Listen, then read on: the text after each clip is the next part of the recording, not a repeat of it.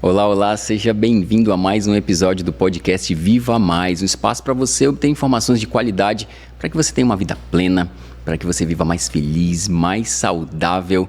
Este podcast é uma iniciativa do Hospital Adventista de Manaus que este ano está completando 45 anos e nós queremos continuar cumprindo a nossa missão de salvar. Por isso estamos aqui juntamente com vários profissionais para compartilhar com você de forma gratuita todo esse conteúdo, porque nós queremos uma sociedade cada vez mais saudável. Kelly, tudo bem?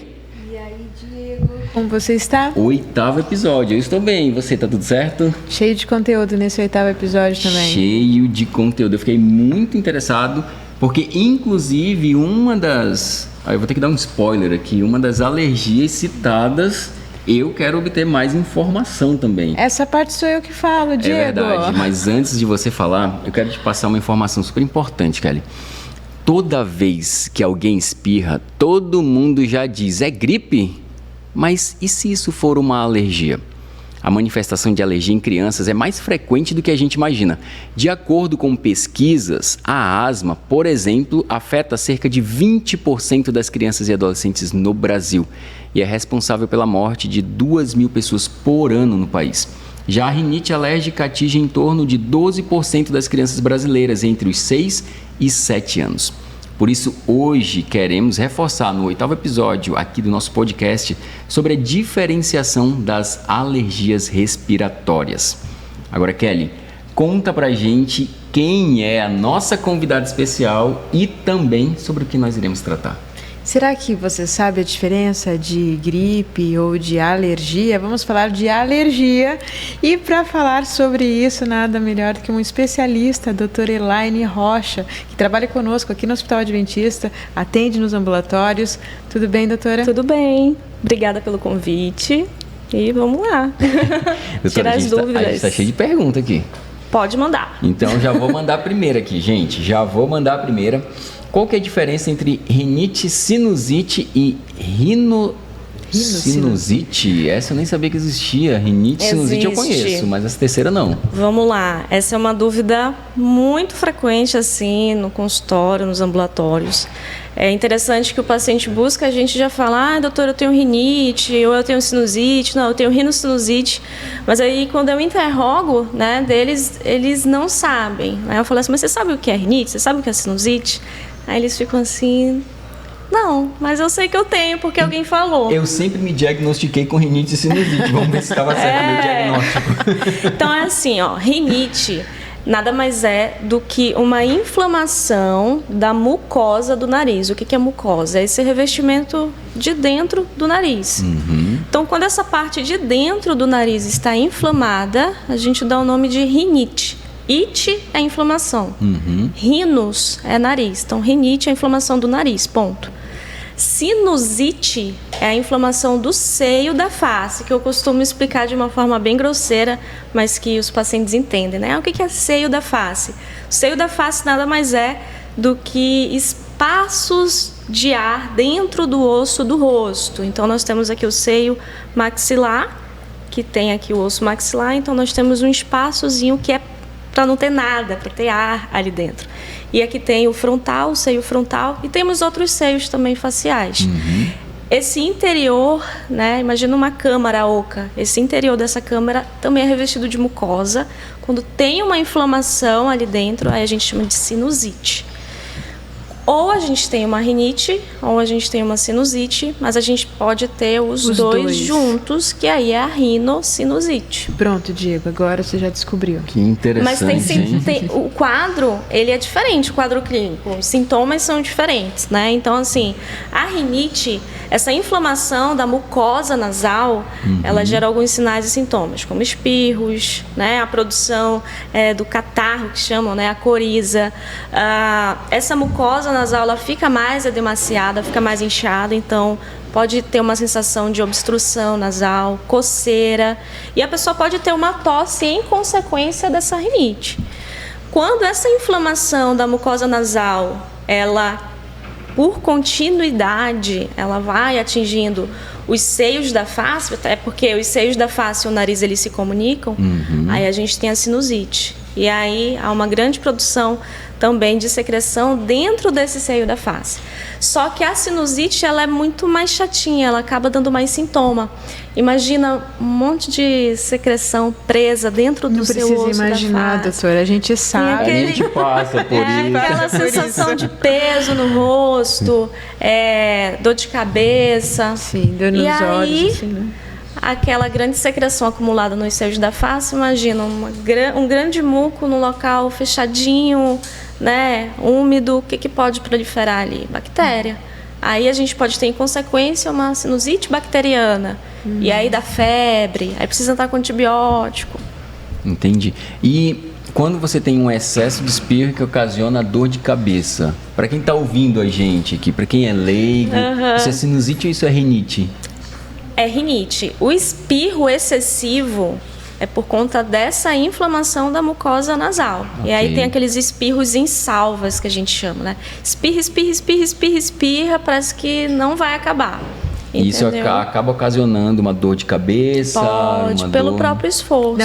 É a força do espirro, isso, né? Porque assim, o nosso nariz, ele foi todo projetado para ser vamos dizer assim, um órgão de defesa do nosso corpo. Então, o que é o espirro? É eliminar aquilo que pode estar querendo invadir o sistema respiratório. E é violenta a força mesmo, né? Exatamente. Eu costumo dizer que o nosso nariz, ele é como se fosse o filtro do ar-condicionado, que meu paciente sabe, eu sempre falo isso. O que o filtro do ar-condicionado faz? Ele filtra o ar, né? Então, assim, um ar cheio de germes, né? Vírus, bactérias, poeira, ácaro, né? Então, ele filtra, a gente respira esse ar, o nariz filtra para poder esse ar entrar todo bonitinho, limpinho nos nossos pulmões.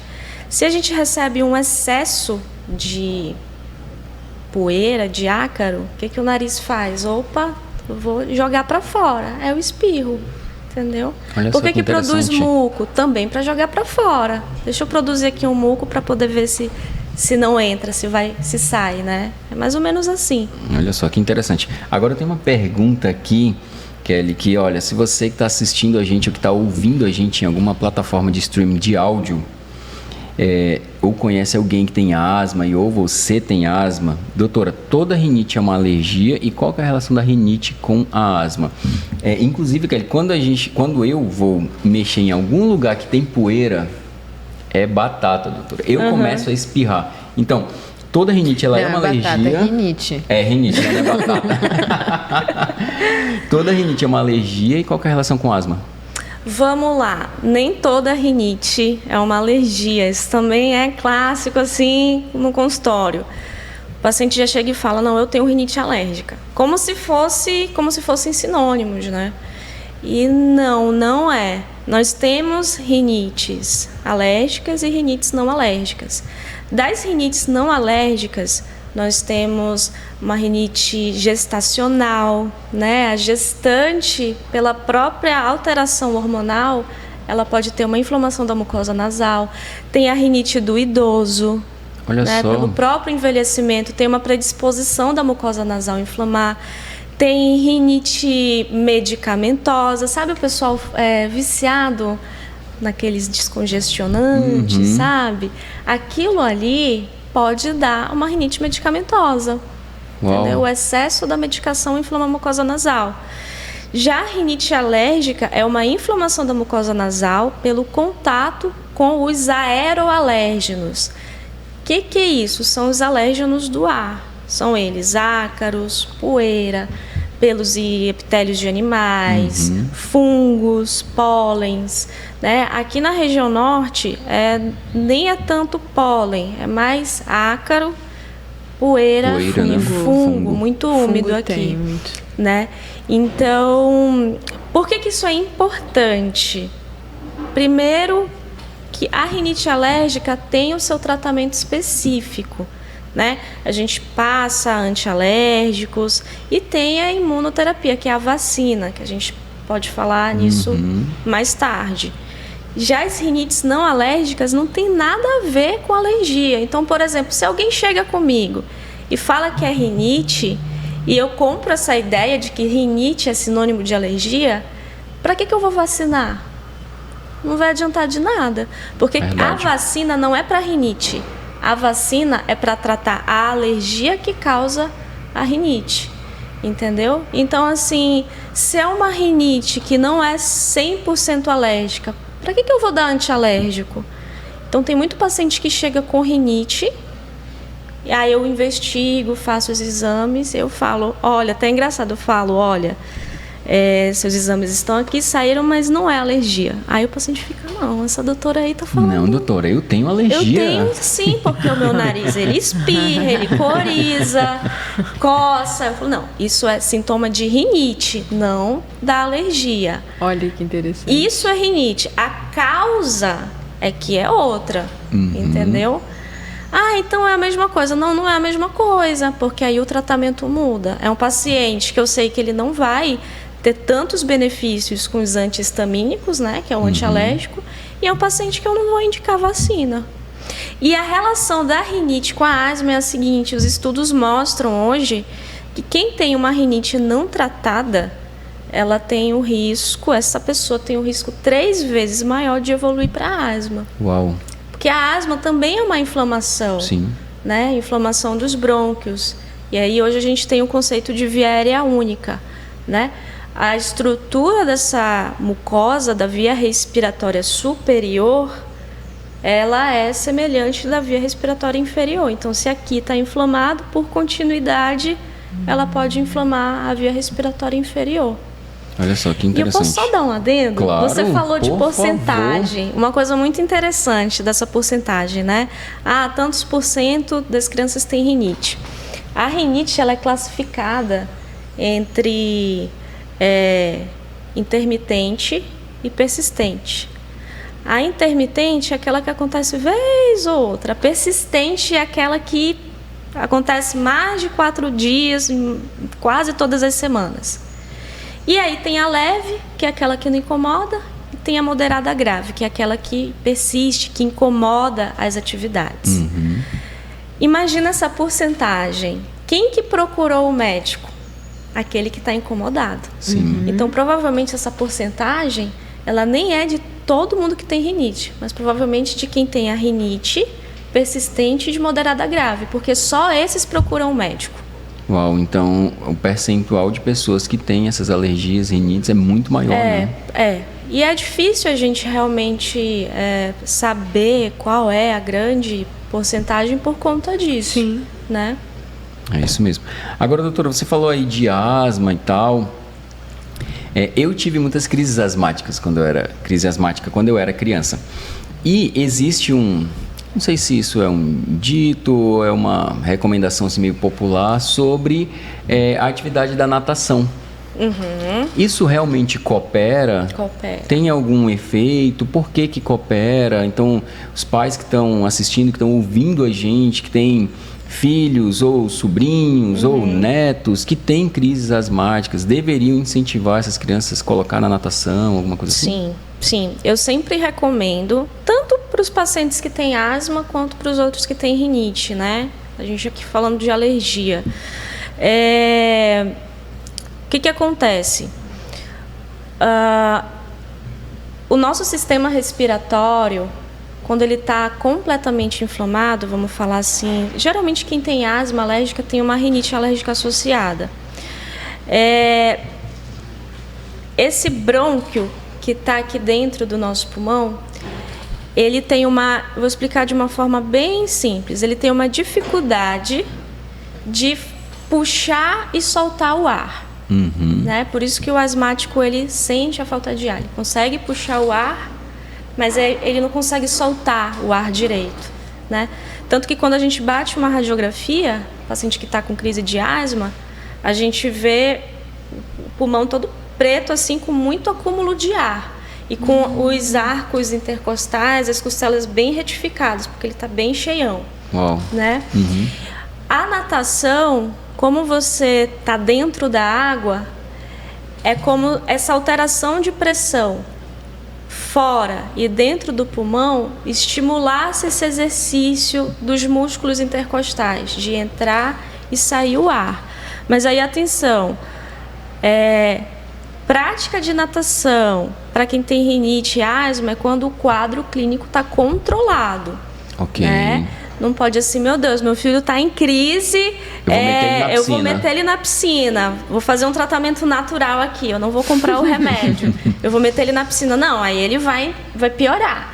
Então, assim, primeiro a gente controla, né? Deixa ele ali bonitinho e aí começa a fazer a natação com ele controlado, porque aí as evidências científicas mostram que quanto maior a prática de natação, realmente menor as crises futuras. Outro ponto interessante é que tipo de piscina essa pessoa vai frequentar e o horário também. Hoje em dia, eu não recomendo tanto piscina que tenha cloro, né? Porque ele é uma química e ele pode agir como um agente irritativo, né? Tanto para rinite quanto para asma. Então, piscinas sem cloro, né? Que tenha outro meio assim, de higienização e que não pratique assim em horários com muito sol ou no final do dia ali para pegar o sereno, né? Essa mudança brusca de temperatura, ela também pode desencadear uma crise de rinite ou de asma. Então, eu geralmente falo assim, olha, de manhã cedinho, né? Porque meio-dia, imagina, 2 horas aqui em Manaus, a pessoa tá lá na piscina e o sol na cabeça. Final do dia, tá na piscina e o sereno. Então, assim, é muito choque de temperatura. Tem um tipo de reação que a gente chama reação vasomotora, que é quando essa mucosa nasal, ela inflama, digamos assim, por uma vasoconstrição, né? Por cheiros fortes e por mudança de temperatura. Olha geralmente só que interessante. É uma das grandes causas de rinites não alérgicas que a gente tem aqui, principalmente na infância. E geralmente associa-se ao frio. Aí você está falando aqui do sol, né? Mas geralmente se associa ao frio essas rinites alérgicas ou mesmo a sinusite.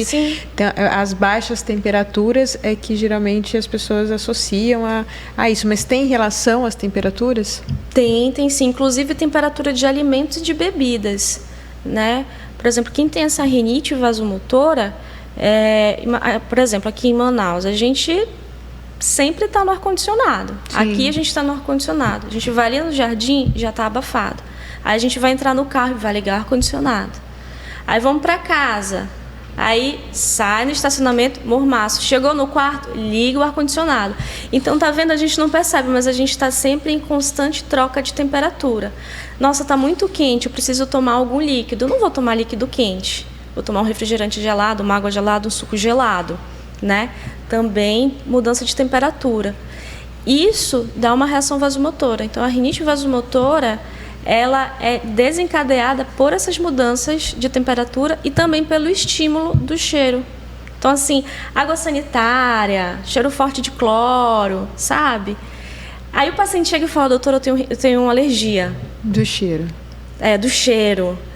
Mudou o clima, meu filho tá tendo crise de rinite. Sim. Aí eu já penso, isso daí deve ser alguma reação vasomotora. Eu peço o exame de alergia, vem tudo negativo. Aí eu falo, olha, é uma rinite, mas não é alérgica. Provavelmente uma rinite vasomotora.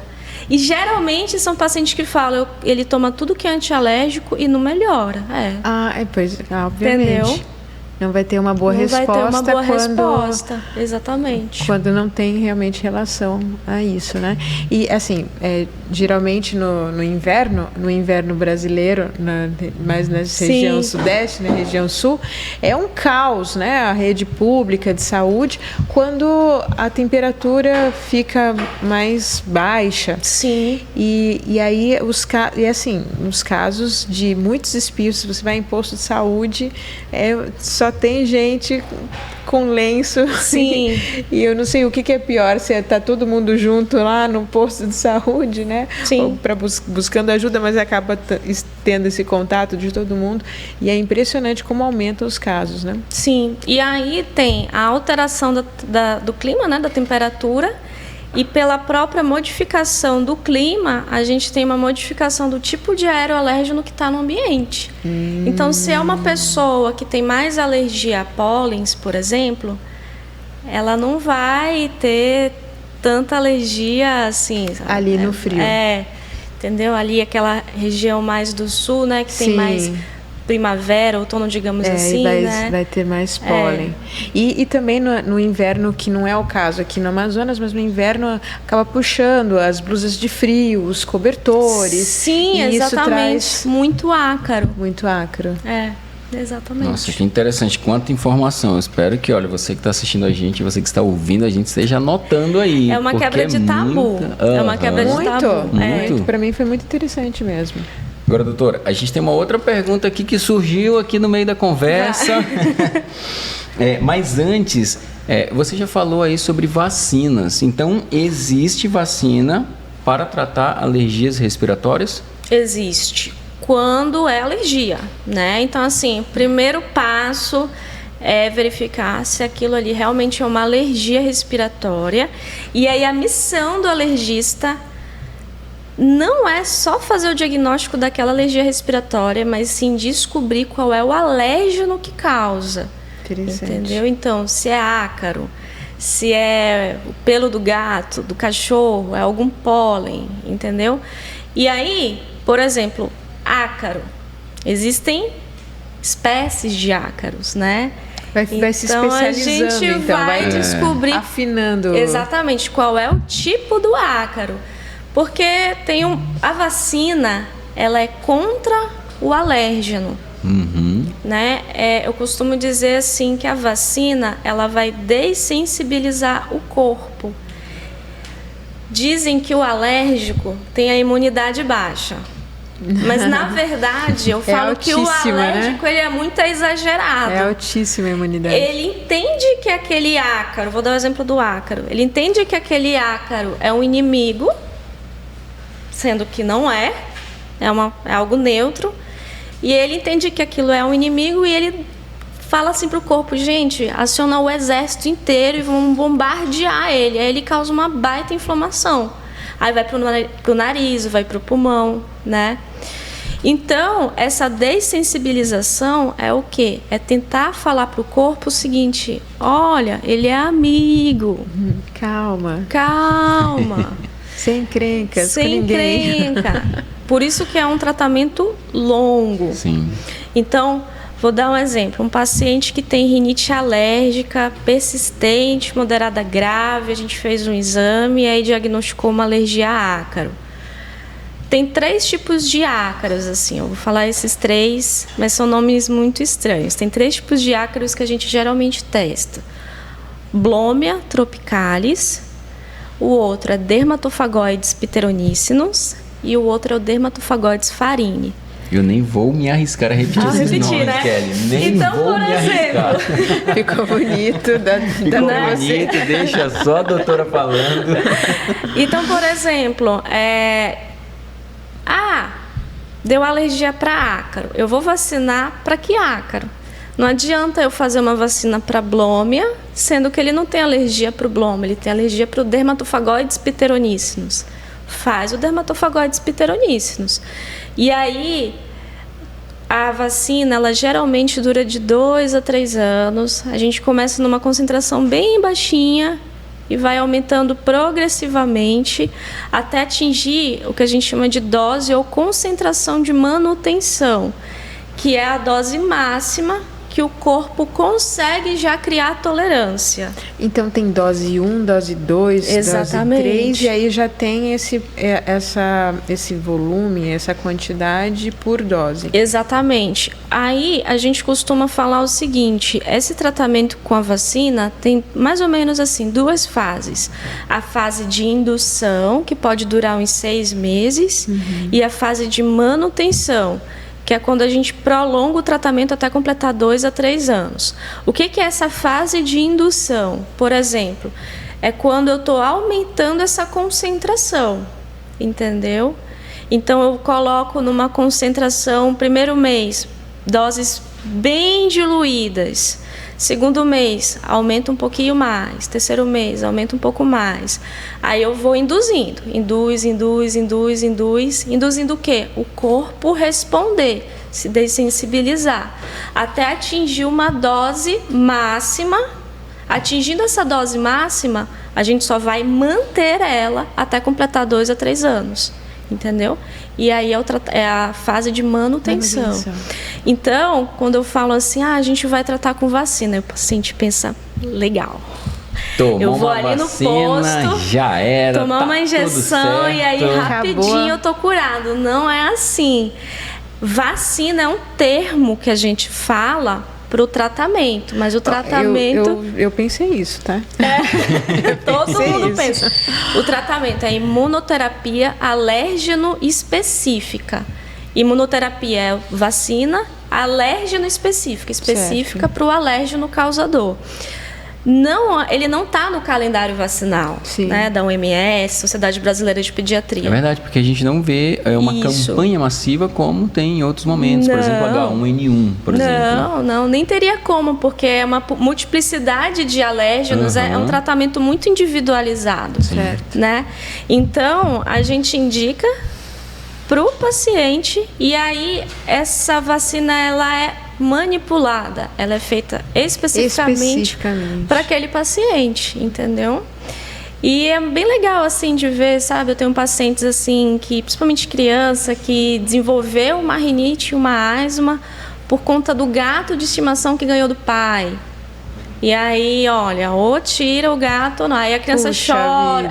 Nossa. Vamos tentar fazer vacina. Gatinho, né? E aí eu tenho pacientes assim que nem tá no meio assim do tratamento e já tá em contato com o gato, não tem mais nada. É bem legal de ver essa resposta, sabe? Legal. E assim, a imunoterapia alérgena específica, ela é o único tratamento que ela pode mudar o curso da doença. Porque assim, se você tem rinite, ácaro, e é uma rinite descontrolada, você já tem 3 vezes maior o risco de desenvolver uma asma. Se você faz a vacina certinho, o que acontece? Você muda o curso da doença. Pô, você já não tem mais tanto aquele risco de desenvolver outras alergias no futuro. Sim. Eu acho que eu respondi, né? Respondeu? Nossa, E muito! como? E como? Agora, olha só, deixa eu te dar um recadinho aqui super importante. Se você deseja agendar uma consulta com a doutora Elaine ou com algum outro especialista nosso, você pode ir aí na loja de aplicativos do teu telefone e baixar o aplicativo chamado Consulta Fácil. Esse aplicativo é um aplicativo aqui do hospital e você pode realizar agendamentos de consultas e exames com qualquer profissional da nossa instituição e qualquer exame que oferecemos aqui na instituição, tá bom? E um outro recadinho também é que se você quiser conhecer os profissionais que atendem nos consultórios aqui no Hospital Adventista de Manaus, você pode acessar o nosso novo site ham.org.br. Lá você vai ter uma aba chamada Conheça Seu Médico. Você pode clicar lá e você vai ter acesso a todos os médicos que atendem nos consultórios aqui na instituição. E no site também você pode realizar agendamento de consultas e exames. Agora, doutora, partindo aqui para o final do nosso bate-papo, eu espero que você tenha aprendido muito, que você esteja anotando tudo, porque são informações valiosíssimas. Eu estou anotando. Você está anotando, né, Kelly? Por favor. Existem exames que investigam as causas das alergias respiratórias? Sim, não, são os exames que a gente chama de investigação IgE específica, né? Basicamente, são 2 tipos de investigações. Tem a do sangue, né? Que a gente consegue, sim, pelo exame sanguíneo. Não é o exame geral de hemograma, não, gente, é outro exame. É específico. É específico, é uma coleta de sangue normal, mas aí o método laboratorial é diferente. E aí a gente consegue identificar se é para ácaro, para poeira, pelos de animais, pólens, gramíneas, fungos. E o outro exame é o teste cutâneo ou prick test, que é um exame que eu realizo aqui também no hospital, né? Esse exame, ele é muito interessante porque ele em meia hora a gente já tem o resultado, né? E é legal ver o paciente olhar a reação que é feita nele. Então, a gente nada mais aplica do que os alérgenos, né, aqui no antebraço do paciente, né?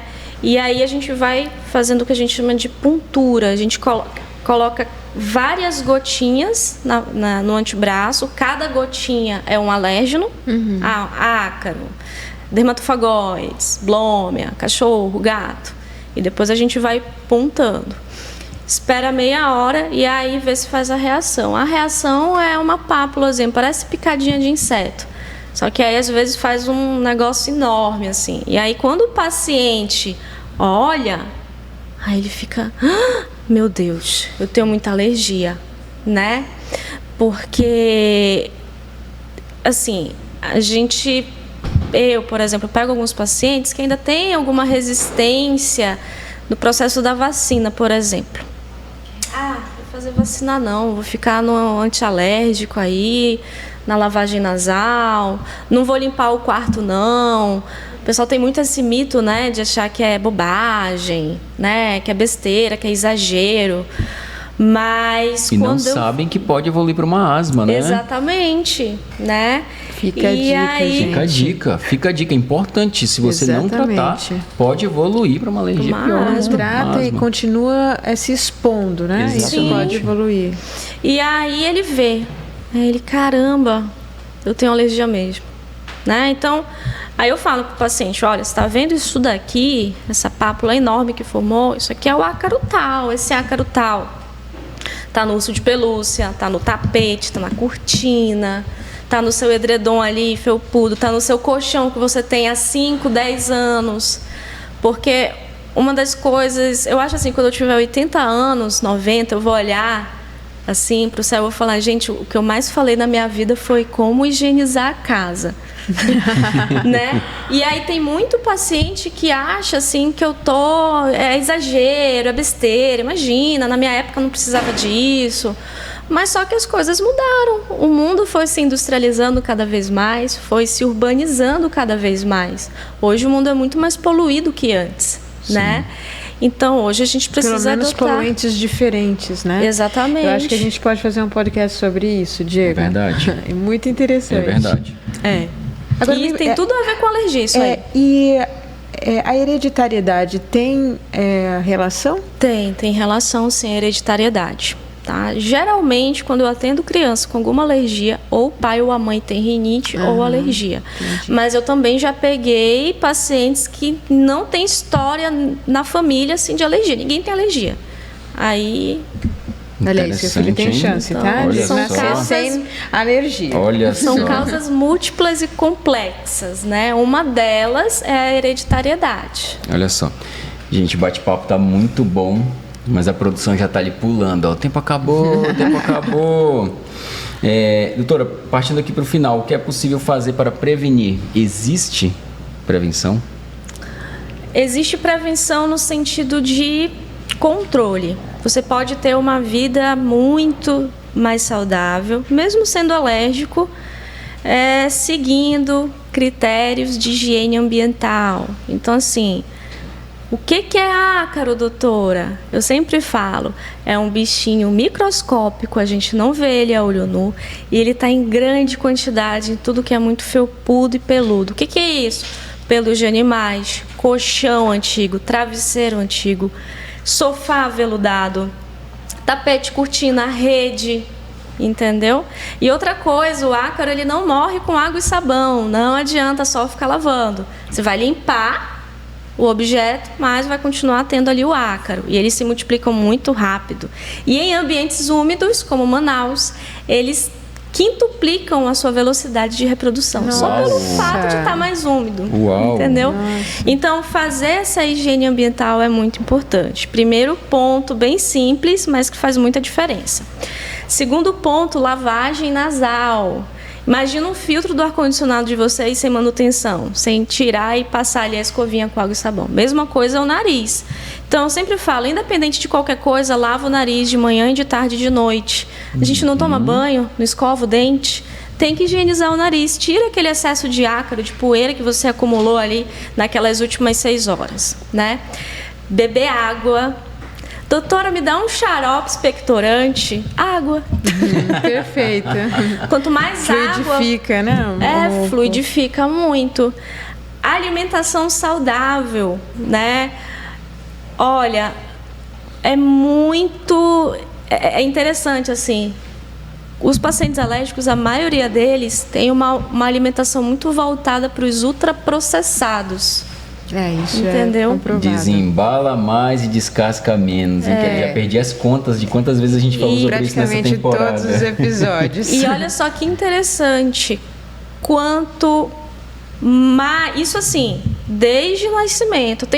Só dar um adendo que isso é muito interessante. Os primeiros 1000 dias de vida, eles são cruciais para definir que adolescente, que adulto você vai ser. Se nesses seus primeiros 1000 dias de vida, você tiver um hábito de vida em local muito urbanizado, muito industrializado, com alimentos ultraprocessados, você tem uma capacidade de tolerar as coisas, os alérgenos, muito menor. Altamente inflamatórios, né? E o corpo fica mais inflamado. Quanto mais você se alimenta de comidas naturais, legumes, frutas, vegetais, convive em ambientes naturais, vai para o jardim, a creche é mais urbanizada, ele desenvolve uma capacidade de tolerância imunológica muito maior. Ele tende a ser menos inflamado, ele tende a ser menos alérgico. Isso é só nos primeiros 1000 de vida, primeiros 1000 dias de vida. Mas se a gente começa a fazer isso a partir de hoje, tudo bem, entendeu? Então, isso não é mito, tem tudo a ver com saúde. Olha só que interessante. E falar em mito, Kelly, vamos lá, partindo para o final aqui. Mitos e verdades. Manda ver, Kelly. Olha, do que eu ouvi, doutora Elaine, é mito que toda rinite é alergia. Isso. É verdade que a natação coopera para o controle da asma e da rinite. Olha só. É verdade que o frio piora alergias e as doenças das vias aéreas. É verdade que produtos com cheiros fortes devem ser evitados. Sim. É mito que não é possível diferenciar gripe de resfriado e uma crise alérgica. Isso é um mito. É verdade que uma alergia respiratória pode evoluir para uma asma. Olha só que interessante. Eu vou fazer um resumão aqui, doutor. Tá bom. Depois você dá o check para ver se a gente passou aqui.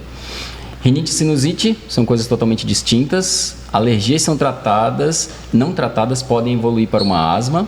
A vacina para tratar a alergia é progressiva, né? Existe a necessidade de entender a origem da alergia para que o tratamento seja eficaz e existem exames que deixam claro sobre a origem das alergias. Passamos?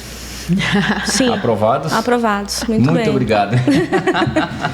Doutora Elaine, a gente quer te agradecer muito pela tua participação aqui. Agradecemos a professora. Certamente teremos assunto para ir muito mais, né? E já fica um convite para uma próxima temporada, porque eu tenho certeza que tem muito mais conteúdo. Nós esperamos que você tenha aproveitado bastante e, olha, coloque em prática todas essas orientações para que você viva mais. Um abraço. E Kelly, já esquecendo de novo. Eu quero Calma, saber gente. qual é o assunto do próximo episódio. No próximo episódio, você vai descobrir os sinais do esgotamento profissional. Uau. Importante. Nos vemos no próximo episódio, então. Tchau, tchau.